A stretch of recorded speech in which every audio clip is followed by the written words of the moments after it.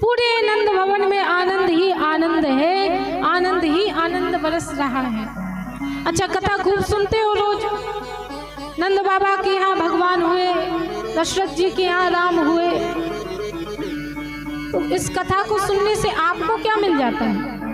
कथा तो आप जानते हो, बात तो तब है जब आप वो समझ जाओ कि उन्हें भगवान मिले, अब हमारे यहाँ भगवान कैसे प्रकट होंगे, तब जीवन सार्थक होगा। भगवान उन्हें मिल गए, इससे तो उनका जीवन सफल हुआ। तुम्हारा जीवन कैसे सफल होगा? तुम्हारा जीवन तभी सफल होगा जब तुम्हें भगवान मिल जाएंगे। और तुम्हें कैसे मिलेंगे, क्या करना पड़ेगा? देखो मैया कितनी होशियार है, तुरंत समझ गई। ये होता है ध्यान से कथा को सुनना। जो ध्यान से कथा को सुनता है, कथा उसे ही समझ में आती है, क्योंकि मन ही नहीं। अब मन तो पड़ा है घर में, ताला डला है, चोर ना घुस जाए, तो कथा समझ में आएगी? फिर कहेंगे कथा समझ में नहीं आती। मन लगता हो कथा में तब तो कथा समझ में आवे महाराज।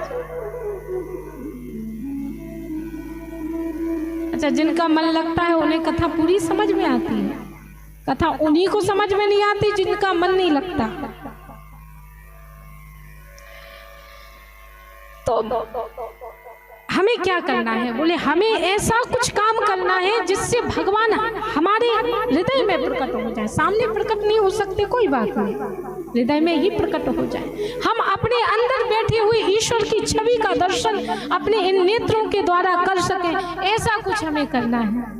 तो भक्ति को प्रवीण करना पड़ेगा, तब जाकर उन परमात्मा का दर्शन और उन परमात्मा का अवलोकन हम कर पाएंगे। जब तक हमारे अंदर की भक्ति प्रवीण नहीं होगी, उस भक्ति को हम नहीं देखेंगे, तब तक उन परमात्मा का दर्शन हमें कतई नहीं हो सकता। नंद बाबा के यहाँ लाला का जन्म हुआ तो कहते हैं चमत्कार सा हो गया, लोगों हो गई बात निराली। और रात ही रात में नंद बाबा की,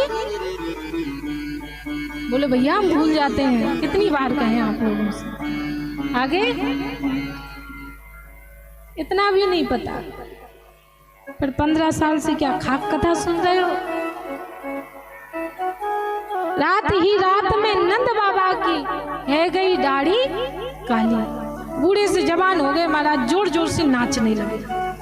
अब किसी को बुढ़ापे में पुत्र हो, जीवन भर से तरस रहा हो कि पुत्र ना हो, पुत्र नहीं है तो बड़े दुखी रहे हो, लेकिन अचानक पुत्र मिल जाए तो आनंद। और पुत्र भी कौन, स्वयं जगत के ब्रह्म पुत्र रूप में मिल जाए तो फिर तो आनंद का ठिकाना नहीं रहेगा महाराज। आनंद ही आनंद बरस रहा।